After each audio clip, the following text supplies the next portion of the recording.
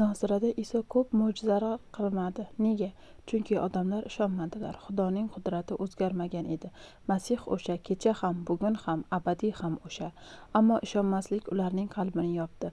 Muammo qudratda emas edi, muammo inson yuragida edi.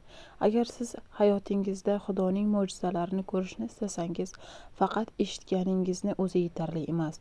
Eshitilgan haqiqatga ishonish, uni qabul qilish va unga suyanish kerak. Iymon bu shunchaki diniy tushuncha emas, bu qalbning ochiqligi va Xudoga bo'lgan ishonchdir.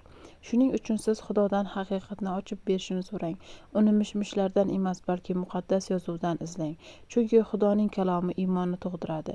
Iymon esa Xudoning qudratini namoyon bo'lishi uchun eshikni ochadi. Agar bu mavzu sizni o'ylantirgan bo'lsa, kuzatib boring, fikrlaringizni qoldiring, layk bosing va boshqalar bilan ham ulashing.